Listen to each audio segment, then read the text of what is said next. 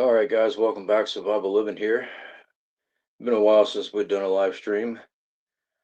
Checking to make sure everything is working correctly on my end. So definitely give me a thumbs up if you are able to hear audio and everything. From what I'm seeing, everything's working correctly on my end. Tonight guys, just dialing back on some of the things.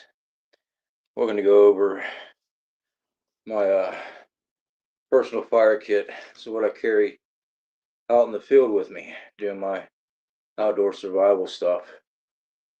There's a lot of fire kits out there, guys, and a lot of people put a lot of things together, and nothing wrong with what people chooses. I just like to show what I use out in the field. Occult Prepper, good to see you, my friend. 5x5. Common Sense, good to see you. 5x5. Coffee first, then speak. I love that name. You know what's crazy though?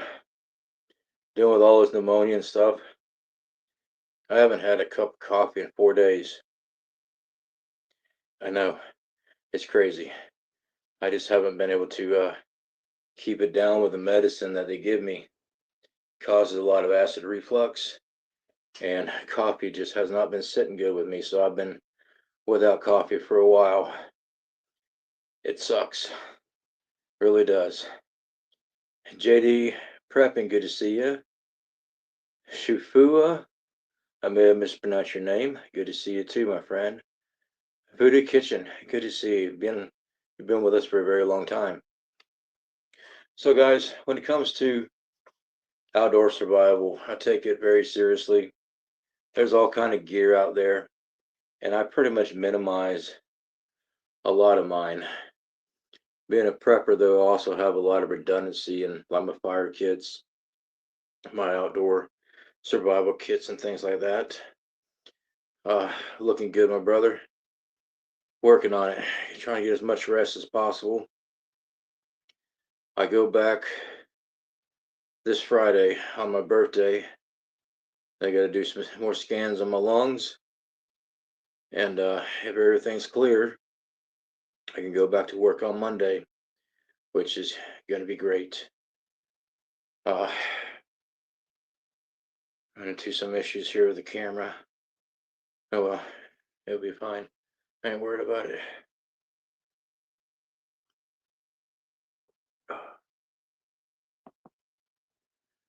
Okay. Not just about the coffee. Yeah, no coffee does suck. Smoking Swamp, good to see you, my friend. 1 second. Those ribs suck. You want me to come up here coughing, but I can't help it when it happens. Okay, so my kit, I ain't gonna drag it out too long. Small kit. You see these little pre-made kits, carrying first aid, survival stuff. I mean, it's pretty small. Put it up next to my head, even though I got a big head. It's not a real big case. I mean, there's my moron knife next to it, so I mean, it's not a very big case at all. Go and open this thing up. I try to centralize a lot of my gear together. Just makes it easy to get hold of. Although these kits have these back straps that you can hook up on your packs on the external. Usually my fire kit I put inside my backpack in case it was to ever get ripped off. The only thing I strap to my outside of my backpack is small kits like this, and my trauma first aid kit, so I have easy access to it if I need it. Fire kit always goes inside the pack itself. Let's go ahead and get this thing opened up here, and we'll go over what we got. Simple opening up to begin with. Keep everything as organized as possible. Many different things here. We're going to start on the upper section up here, this flap. Some of the things I've got in here. This is Q-tips, but these are wooden Q-tips. I try to keep anything in this kit able to burn. So the wooden Q-tips work great because you can make tinder out of it. And of course, I keep everything in Ziplocs, baggies, stuff like that to try to keep them dry. I've had a lot of people reach out and say they use dryer lint. You know, when I was in Boy Scouts, Cub Scouts, I used to collect dryer lint for fire starting. This is back when I lived in North Carolina. When I moved down here in Florida, the humidity is so bad out here in the field that anytime I ever opened up my baggie of dryer lint, moisture would always get into it. And anytime I ever went back to my dryer lint to use again, it would be saturated and it was no good. So that's why I don't personally use dryer lint out in the field. The correct environment, sure, it can work great. Vaseline and dryer lint. You can use Vaseline and dryer lint. Same with cotton pads.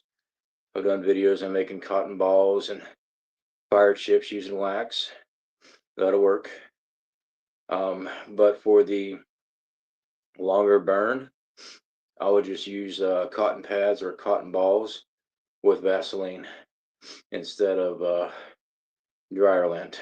But like I said, it's because down here in Florida the humidity's so bad. That's why I don't waste my time with dryer lint, because I've been out in the field and needed to rely on it, and it has been absorbing the moisture of the air, the atmosphere, of the humidity, and it made it useless.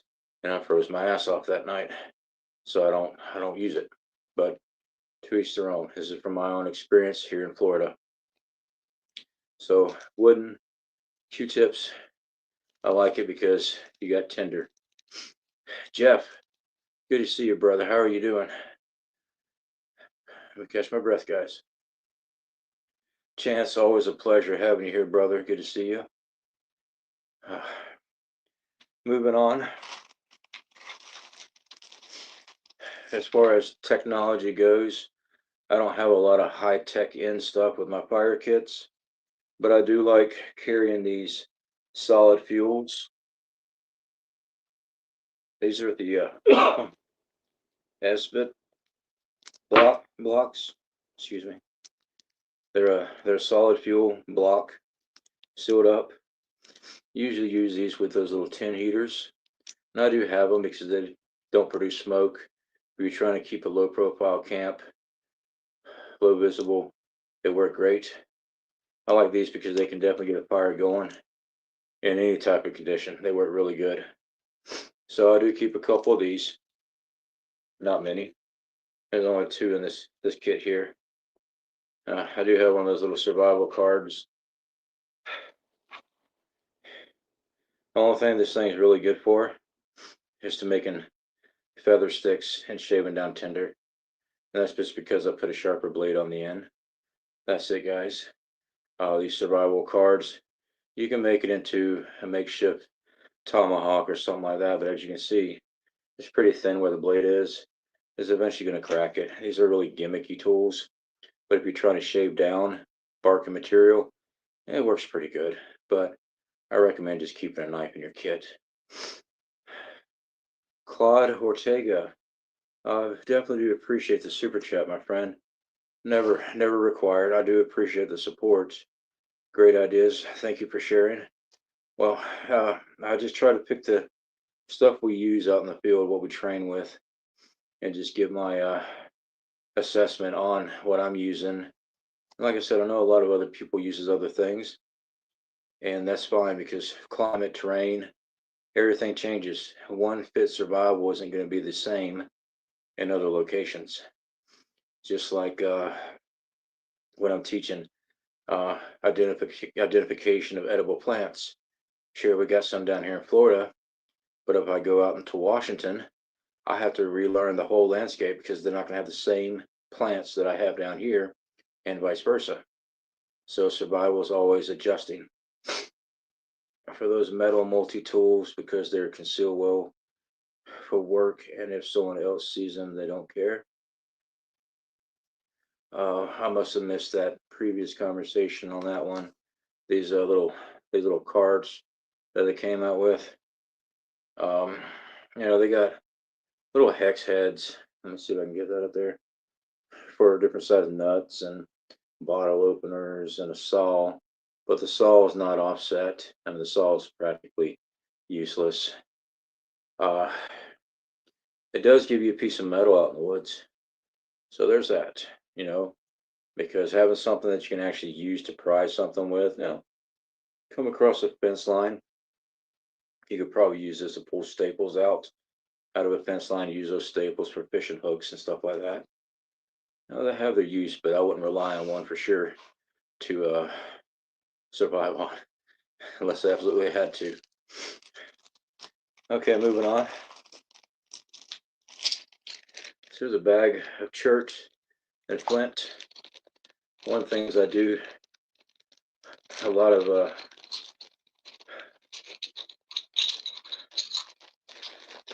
outdoor survival teaching is flint and steel. Now this is Florida chert. This is some flint here. I have different types of different sparking apparatus. I do carry this because coming across this stuff out here in Florida is not the easiest. But having a way of starting a spark is absolutely great to have. So flint and steel is one of my go-tos as far as outdoor survival. In the fire kit, I keep a tin on me. This is this little small Altoids tin. Put a piece of fabric in it. Once you do have a fire going, you can make your own. Sorry, I lost train of my thought.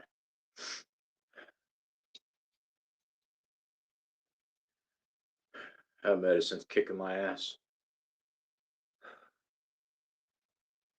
I make char cloth, and I use these tins to bake off the char cloth, because when you're doing flint and steel, that spark catches on your char cloth, you can start a fire. I'm sorry, it's taking me, my mind's not really working very good tonight, guys. I do apologize. I'm just having some difficulties. So having a tin, even a small Altoids tin, works great. Personally, I like using denim from old blue jeans. Works amazing. It holds a spark longer when you're making a fire.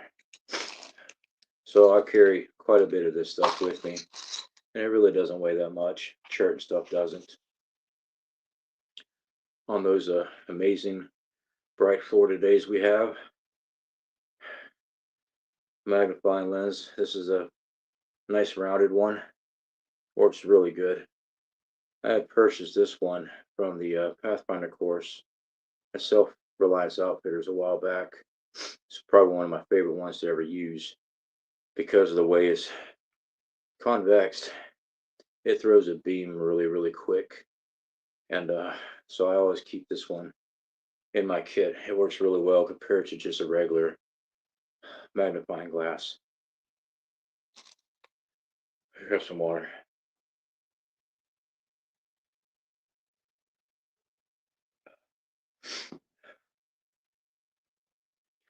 Now, like I said, I don't carry a lot of technology.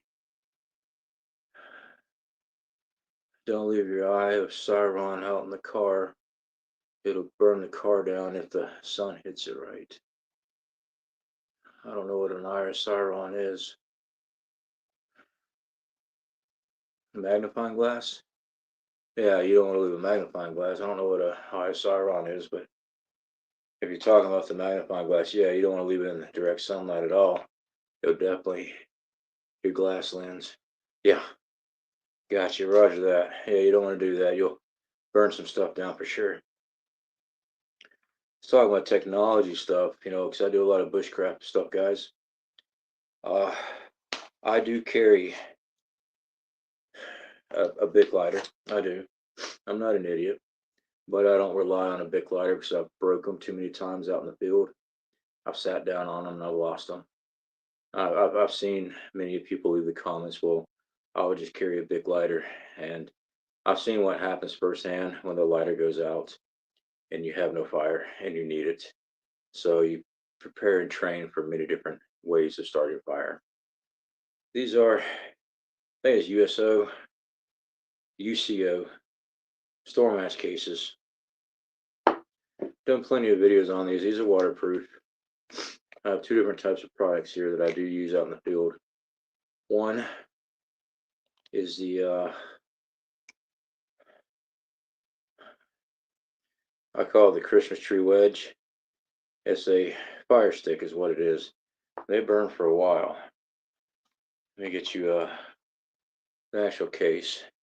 It's called the Sweet Fire. It's probably backwards on the screen. I apologize, guys. Let me pick up a Walmart. It comes in like a pack of 6 or 8. These things here burn a long time. Strike it, put it up in the tinder pile, and it's gonna last you. It will get a fire started for sure. But I keep these along with extra strikers inside these waterproof cases because I've been out there in some really bad storms and trying to get a fire going in these situations. It's nice to have a way of doing it with something reliable. But along with those are the fireproof storm matches. These right here. They burn roughly 12 seconds and they're waterproof. If they actually go out in water, you shake it and it'll light up again. I've done a lot of videos on these. I love these things. And again, I keep extra strikers in there because the striker on the outside can get wet and damaged. So I just keep extra ones with me. But always try to keep extra stuff with you in your fire kits at all time. Are the Sweet Fire waterproof? No, they're not waterproof. They have some type of chemical agent in it that's more like a water resistant. These things here, like if water was to get splashed on them. But if you was to drop these things in the river or a puddle, it'll absorb it. So that's why I keep them in the cases because the material of it is porous and it will absorb it. So no, they're not waterproof. They're more water resistant, as if something splashed up on you, you'll get the water off. The storm matches, however, are waterproof. Jute twine. I do keep jute twine, and I keep a bundle just like this because it's highly flammable. I usually keep it in a baggie, but I'm missing my baggie. I just shove it in, light it up. Jute twine actually burns very well. It burns very fast too, fast and hot. So if you're trying to light up a lot of wet moisture stuff, it's not going to do very well. This will burn up quicker than the wet material that you're trying to ignite, unless you got it feathered down really good. So feathering out material for stuff like this is very important. But for dry material, yeah, this will ignite it very quick. I roll with jute twine. Paracord. I don't burn paracord. I keep paracord around for my bow drill. This is the top of my bow drill. This is also my flint and steel for my chert, my flint. I also use the spine of my carbon knife, my Mora, to get a strike. But this thing here has a divot in it for my spindle.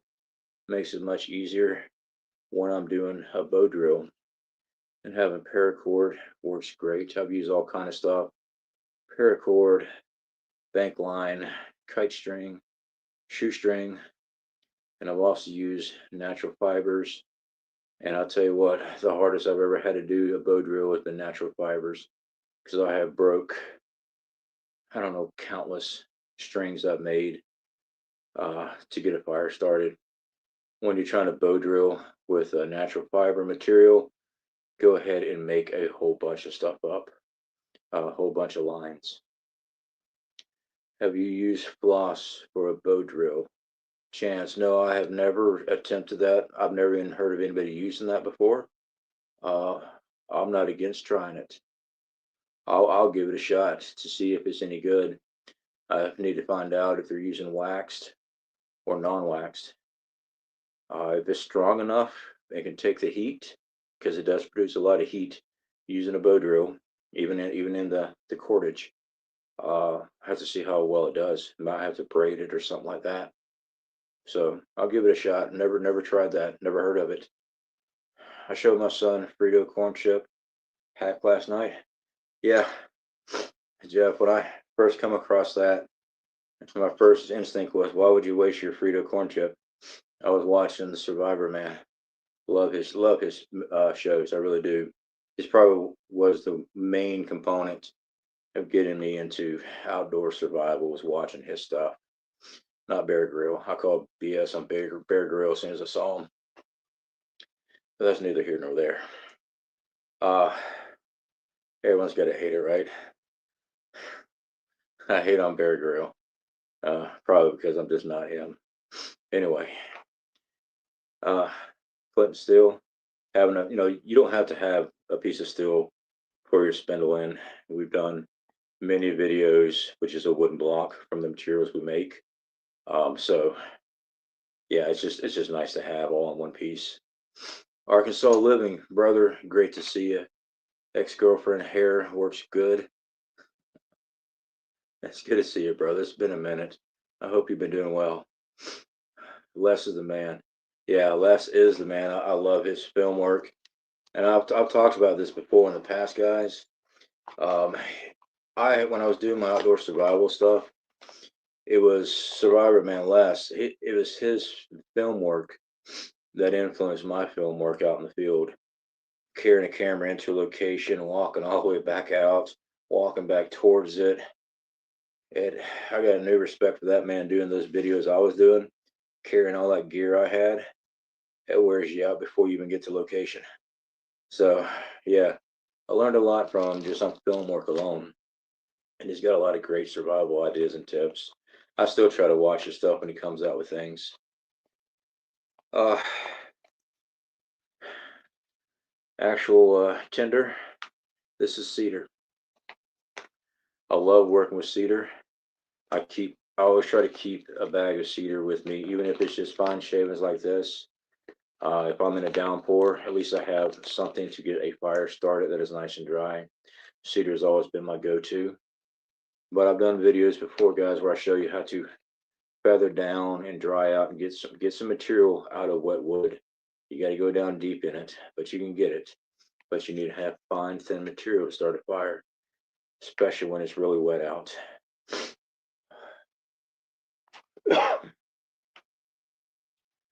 All right, moving on. There's a lot of stuff in this kit, by the way, guys. Regular wax coated matches. I do keep these are vacuum sealed. Backups, these are all coated in wax. That with the waterproof, you just break the wax off of it and use a striker, strike it. These are regular kitchen matches. These are not strike anywhere. I used to carry strike anywhere matches for a very long time until I started running into issues with humidity, and the striker on the strike anywhere wouldn't strike. It just like degrade and fall apart. So I quit wasting my money on the strike anywheres, because the only place I could find abrasive enough to strike was my zipper. And if you're soaking wet and your zipper soaking wet, there goes the strike anywhere application of the match.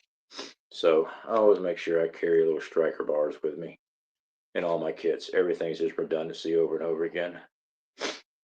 Now, like I said, I usually carry the Moro with me, but I always keep some type of knife with me in my kits.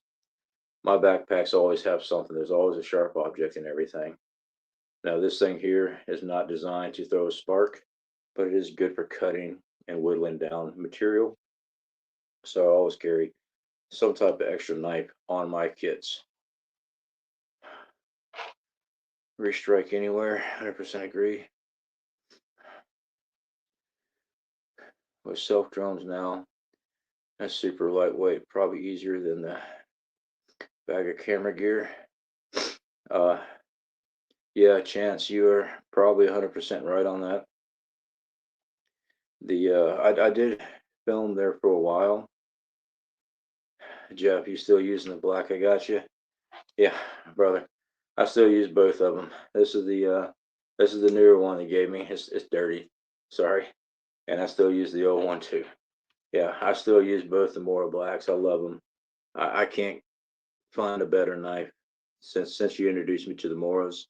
They have been my go-to ever since the Pathfinder course. I took that one Mora with me, and it passed everything that they threw at me, and I've kept it on my side ever since. So yeah, the Moras are definitely a great blade, decently priced, never damaged them. They've been reliable. I got nothing bad to say about the Mora Blacks at all. Fire making, like I said, I do carry a lighter. I'm not an idiot, but I don't rely on just a lighter. A lot of people don't like these magnesium fire starters because it takes a lot of work to make them happen. But if you take the time and you cut out all the material, find it down that you need, and strike, you can have a great fire with a magnesium fire starter. This is a cheap one. This in here, I believe, is from Harbor Freight, and that might be Walmart. Who knows? But the material is still the same. Works excellent. Again, you have to collect all the material in a high wind situation. Not ideal because the magnesium will float away in the breeze. You got to make sure you secure a nice little less windy spot to do that in.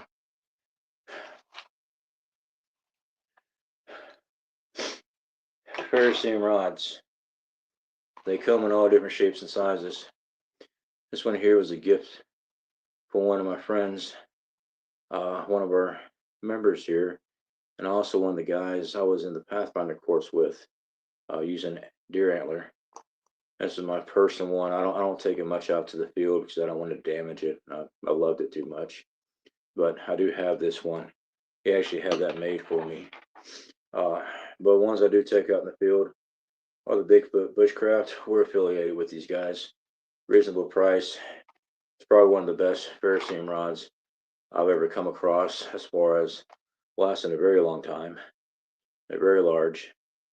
The striker itself comes with a blade edge on the side that comes up at 90 degrees. These things will get a fire started. I've done a lot of videos in wet conditions, superheating the material up by striking super fast. One of the things people don't teach with a ferrocerium rod. They'll strike and they'll strike and they'll throw sparks everywhere. You put that sucker down in there and you superheat that sucker, it's going to get a fire going. It's going to dry out the material quick. But it all comes back down to preparation of your material. But these things right here, the Bigfoot Bushcraft, these are my go-to. All my kits have these. And the kits I made for my sons, they all have them. My mother-in-law's got one. My wife's got one. They work great. And granted though,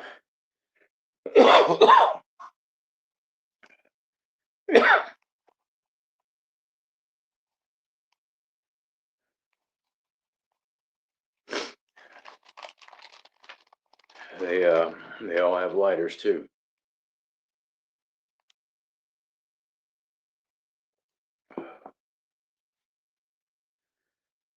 Sorry, I told you when I got water, it's actually Theraflu in here. It helps with the fevers and body aches. I've been watching your videos. You seem to be doing a little better. Yeah, I'm breathing better, which is good. I just gotta quit coughing. But don't push yourself too hard too soon. Every day. Yeah, I'm taking it easy. I wanted to do a little live stream video with you guys and hang out a little bit. I'm rode out of work till Friday. I gotta go back Friday and get some tests done. As soon as this pneumonia is out of my lungs, I can go back to work. If it's good on Friday, I can go back to work on Monday. I don't know if they're gonna let me go back to welding just yet, but at least I'll be back on the job site. So that's the goal. So I'm working on it hard, resting, getting as much sleep as I can. Those antibiotics they feed me, they make me feel sick. They really do. But I keep taking them because I know I got to. Next up, a good friend of mine here on YouTube, Dominique. He's got his own channel. sent me a care package years ago with this stuff in it. It's a type of fungus that grows on trees down here in Florida. Kind of like a mushroom, but not. I couldn't tell you the exact name of this stuff. When you shave this out and you throw a spark on it, it produces an amber, and it works so amazing on starting a fire. This amber material, it's just like making a bow drill and creating an amber. This stuff here won't ignite like a huge flame. It burns solid like a coal. When you shave this stuff down, you use it. I wish I could remember the actual name of it, but I carry this, and unfortunately, in my local area, I haven't been able to find the type of fungus it is. You know, you see those trees with the mushrooms sticking off the side of it, you know, like in Washington and stuff like that, and it becomes real hard, brittle in the wood. It's the same type of process. I got to get up with him and see where he's getting his material from, because horseshoe fungus, Jeff, yeah, something like that. And when it's dried out correctly, it's an amazing fire starter. As far as it holds an amazing coal. Skywalker, good to see you, brother. How you been, man? I'm hanging in there. It's super fire fungus. Yeah, that's it. Super fire fungus. So this stuff here works great when you're creating a bird's nest and you need a fire inside of it, because it creates a coal, and then you just blow it to flame. So I love having this stuff. I might carry too much in my kits, but it weighs nearly nothing. So I try to carry extra material, because usually when I'm out in the field, I'm out there 3 to 5 days. And unfortunately, like here in Florida, part of Florida I'm at, you're dealing with humidity, you're dealing with thunderstorms that come out of nowhere, and everything gets wet really, really quick. So, moving on, fire plugs. That is also part of the Bigfoot bushcraft affiliate program that we're with. They make these waterproof fire plugs. I believe the time is 16 seconds on these. No, wait, no, they burn longer than that. I'm sorry. Oh, I cannot remember the time on these things. But anyway, you break them apart like this. Eventually, takes a minute. Of course, I'm a little weak. Bear with me. Kicking my own ass with a fire plug. And you throw your spark from your ferro rod directly onto it. And these will burn. These will burn in wet conditions. You can soak them in water. They'll dry right off. So these work amazingly well. That's the fire plug from Bigfoot Bushcraft. Love them. Love having them. They're definitely one of my go-tos I keep in my kits. So, double check everything here. That is that. Everything in that fire kit. And that is my usual fire kit I carry in my gear. So please, feel free to type in what you guys use, or you got questions on some of the material I showed. Feel free to type away. I'll be happy to answer what I can. Good to see you still kicking, brother. Skywalker, yeah. Yeah, I've been on a marathon watching Dexter the last 2 days. I needed a break. Started getting unusual thoughts. I'm just picking, guys. Is it cold up there tonight? 36 here tonight. Yeah, it's not as cold. It is cold though. I've been staying inside. Trying to keep my chest warm and stuff right now with that pneumonia. But it is cold. It's supposed to be cold tomorrow night too, if I'm correct. But nice and warm inside the house. What about cotton balls and Vaseline, a cold prepper? They work very well. I substituted that with the fire plugs, using fire plugs instead of the cotton balls with Vaseline. Same with, I used to carry fire chips. cotton pads that were coated in either Vaseline, or I started coating them with wax. I used to carry those all the time, and it turns out I like using these fire plugs much better. And one, they're not messy. Two, okay, less mess. Yeah, less messy. Um, and I've just got such great results. There's nothing wrong with the cotton ball and Vaselines. Like I said, I started that way, guys, and I like, it works. It works absolutely. I've just upgraded my kit to the fire plugs instead because they worked better for me. Um, Not that the cotton balls could start fire. They could, absolutely they could. But the fire plugs just worked so much easier for me. And I think I gave my son the tin. Usually you get this big tin can that you're gonna load it up with these things. And I think I gave him my black edition. And I think I gave my other son my silver edition can. So I gave my kids the nice stuff. And I carry the Ziploc bag. Hey, what are dads for, right? Gonna be 28 here tonight. Dan Banana's gonna die again. Skywalker, man. Yeah. We got warmer temperatures up here tonight. It's good. It's breezy out here. Like wind chill sucks, but yeah. Uh, so I'm gonna bring up a couple of topics for you guys. Like I said, I wasn't much into doing much news and stuff here lately. My heart's just not into it anymore. I like doing my prepping videos and I like doing my outdoor survival videos. Unfortunately, the majority of people that watch the channel, they actually unsubscribed when I announced that I wouldn't be covering much news anymore. I laugh, that's fine. I mean, there's a lot of good channels out there that I actually watch for news and information. And again, I'll bring them up. Marfugal News and TV, Adam and Dex there. They always bring a good show. They always bring a lot of good information. I love watching Canadian Prepper. Anytime I need to know what's going on around the world, he gives me the information. I can search through what I need to find out what else I need to know. Poplar Report. Steve Poplar there. He's like 2, 3 times a day. He's got a video coming out. Brad there at Full Spectrum Survival, bringing up information, stuff I can actually take a look at. With all these YouTubers and stuff, guys, I'm not saying nothing bad about anybody. Any information that comes out, always vet yourself. Take a look at it yourself. Don't take anything by face value, because I personally myself have gotten information wrong before. And I ran with a story, and then turns out the story changed or was incorrect. So,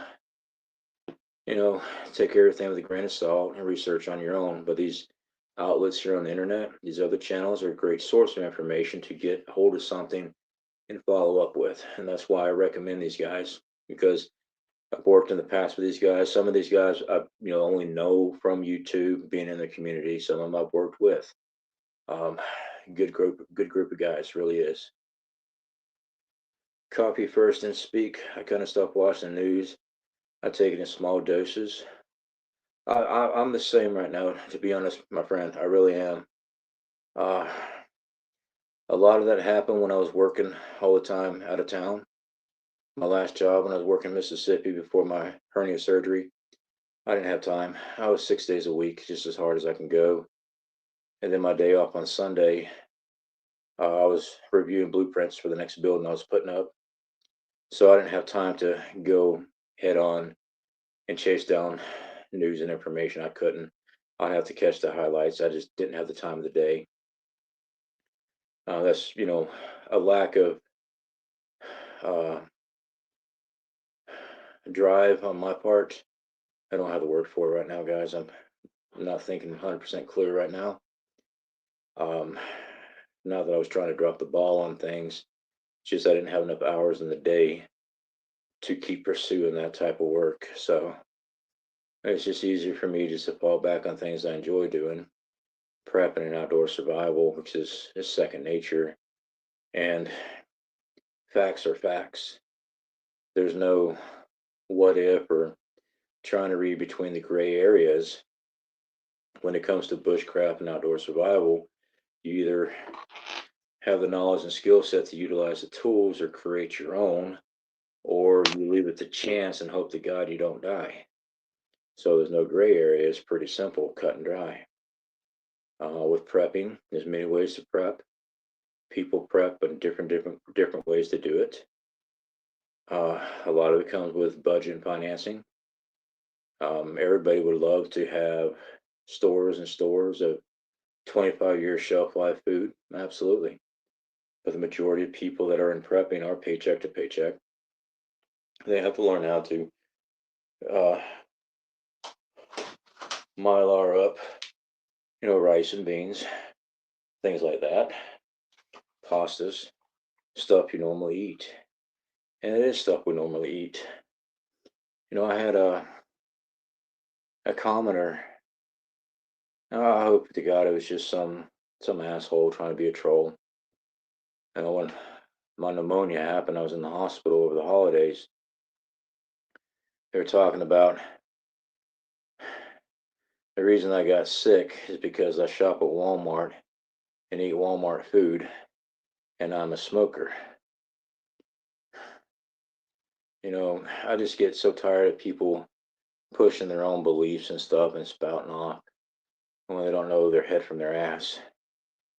The reason I got sick is because my immune system's down because I get about 2 to 3 hours of sleep a night, and that's broken sleep. I've been having that for many years now. I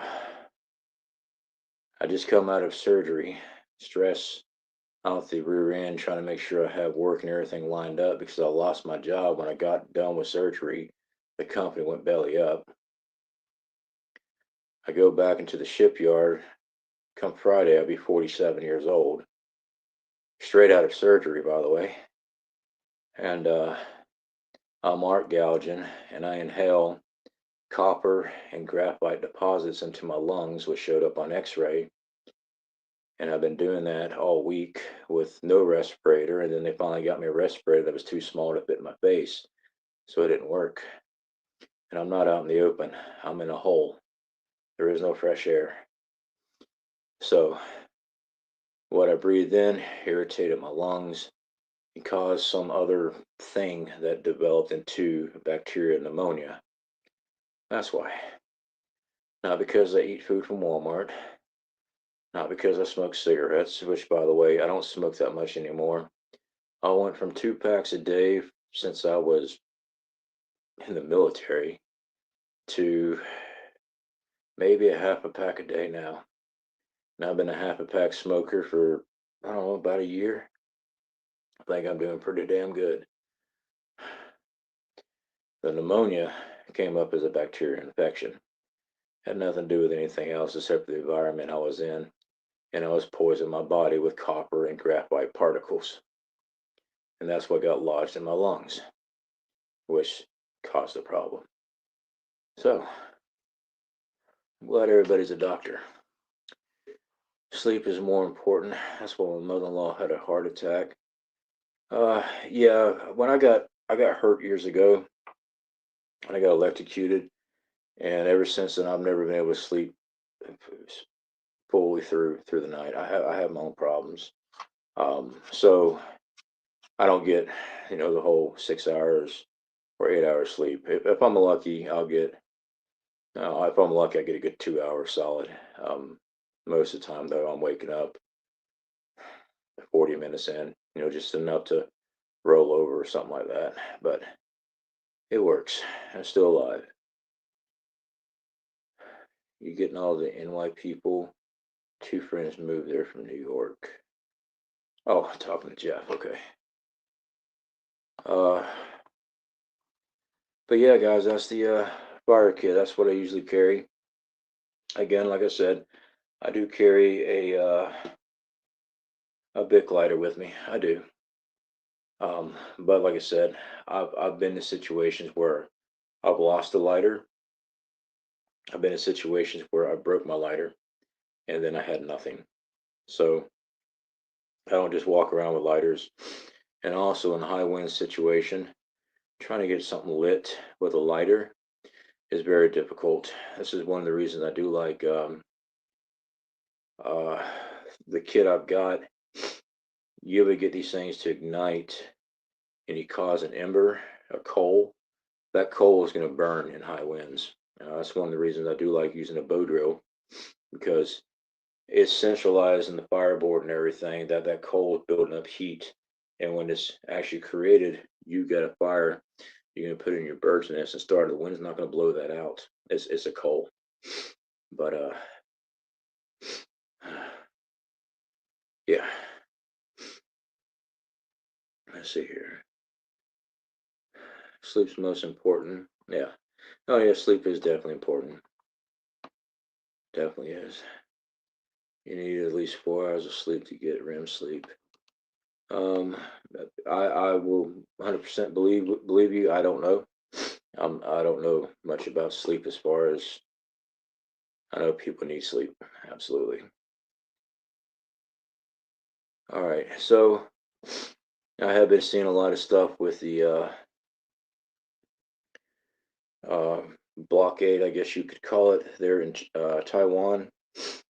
You know, when I heard about this news that China was doing this blockade stuff, guys, I took a look at it. It looks like a normal drill that they've been doing for the last couple of years.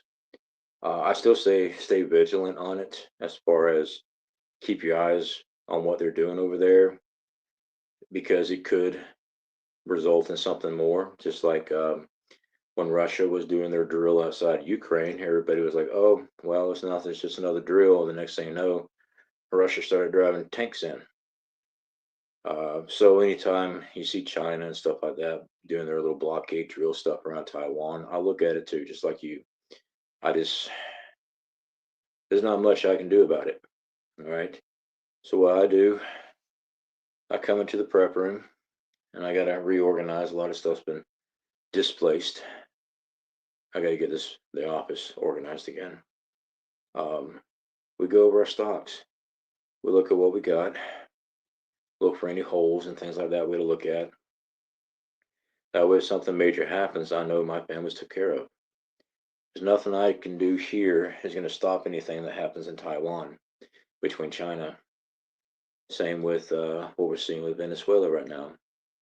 I believe it's going to be a major escalation in Venezuela, but that's my belief. Doesn't mean I'm right. What does it mean as far as the United States? I couldn't tell you. I can speculate, and I can watch other people talk about how if we go to war full-fledged with Venezuela, Russia and China and Iran can dive in, but I don't know that for sure. All I know is that any major conflict down below us could spill into American soil. I'm down here in Florida. It's not hard to hit Florida or Texas or Louisiana from Venezuela. Do I think it will go that far? I don't know. As a prepper, I try to make sure all my stuff's took care of and have an evacuation plan in case there ever was. So it's kind of a hit and miss on what you can figure out what's going on, in my opinion. As a prepper, I can look at things and go, it's a concern. Now, 1 to 10, do I think this could happen? Well, it's coming up as a 6. Well, 6 too much for me. If it was a 3, I'd be like, okay, I got food supply. I'm not going to stress it. If I'm hitting a 6, I'm like, well, we're going to make sure our evacuation plans are in order in case we have to evacuate out of Panama City because they decide to launch something and hit the coastline.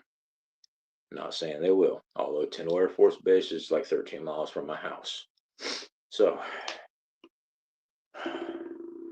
out of breath. I'm checking the chat right now here, guys. By Adrian Dax here. I don't know what that is.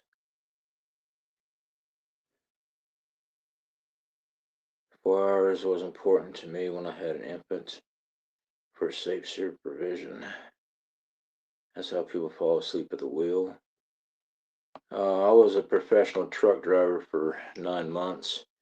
I operated on a lot less than 4 hours of sleep a day. I've never fell asleep behind the wheel. I've never wrecked my car. Never even had a speeding ticket in my life. Everybody's conditioned differently, just like outdoor survival training, the training that I've done, sleep deprivation up for 3 days without any sleep, operate, navigate maps and everything and not get lost in the woods after 13 miles of hiking and all different terrain, no hiking trail. It just depends on the person, how you're conditioned, really is,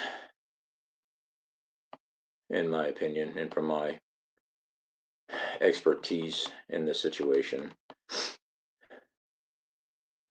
They won both world wars and print their own money. Don't F with them. Somebody pointed out something about the government that I hadn't thought of. Good point. It really is.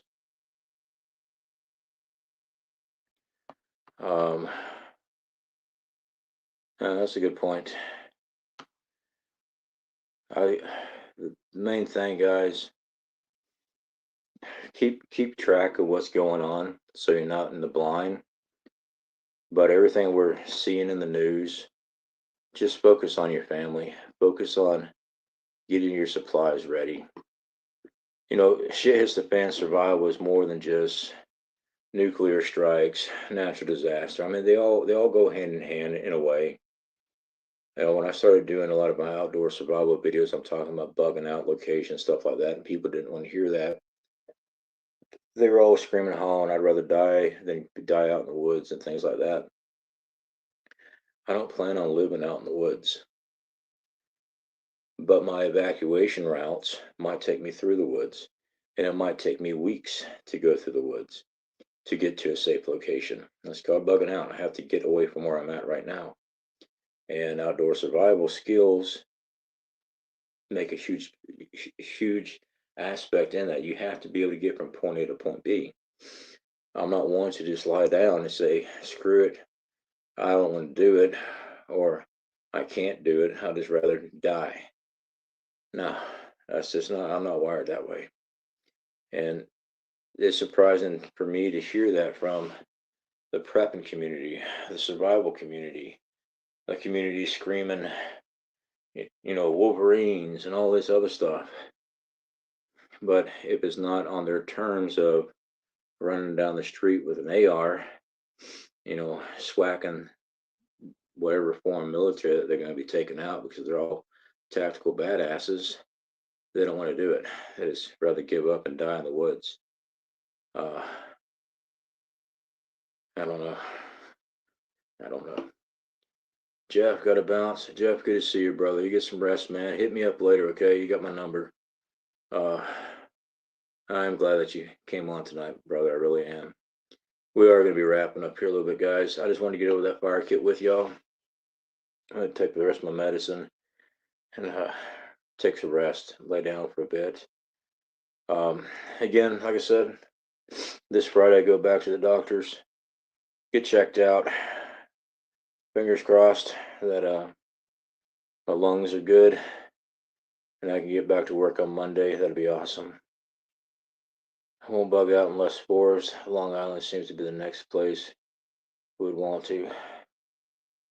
Sorry, Ladine.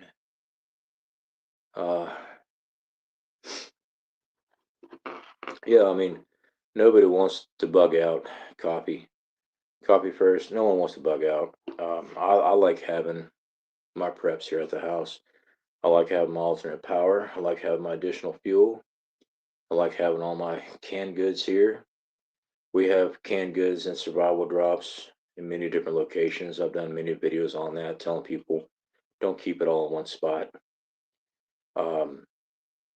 But it's always wise to have a backup, because if something happens and you have a force coming to your home and you got to get out, let's just say it's not a force. Let's just say it's some type of major event attack. All right, like I said, Tyndall is just right down the road for me. Now, granted, Tyndall is more of a training squadron base. They train people. But let's say that was the targeted area for a major event. I'm too close. I would have to bug out. If a nuke was to drop on that base, which I don't think they'll drop a nuke on that base because of what it does. But if it did, I couldn't stay here. I would have to bug out. I couldn't go on 231 and pick up I-10. I couldn't go down these back roads because everybody knows these back roads. It'd be a cluster all the way. Would be on foot most of the time. The roads, I mean, the hurricane evacuation alone, days in advance of the situation, is bumper to bumper for hours and hours on end.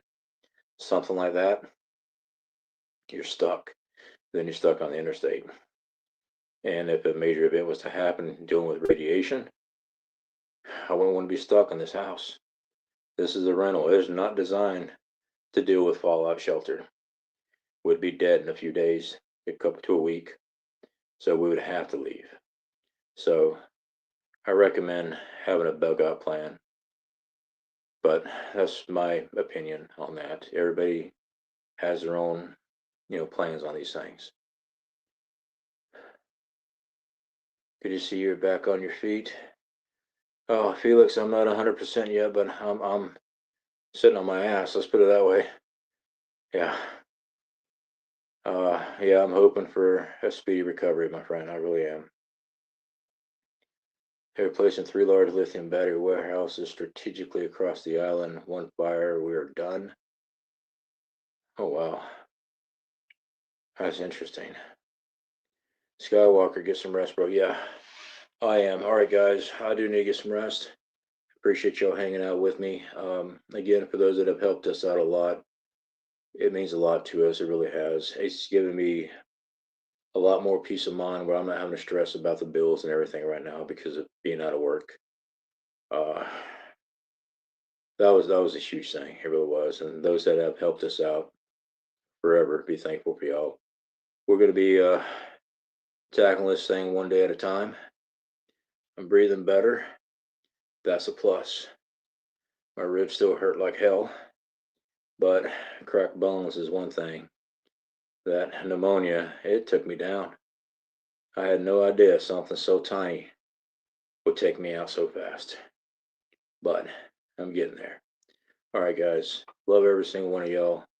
Appreciate you hanging out with me. And again, if you guys got any insight or anything you want questions on the fire kit, let me know. I'll take a look at it. Just like the comment, the question about have I ever used dental floss for bow drill. I haven't. It's an interesting concept. It's lighter weight than paracord. Maybe I can tinker around with it. Maybe it can be braided. Maybe it lasts longer. Who knows? I'll play around with it. All right, guys. Speak to y'all later.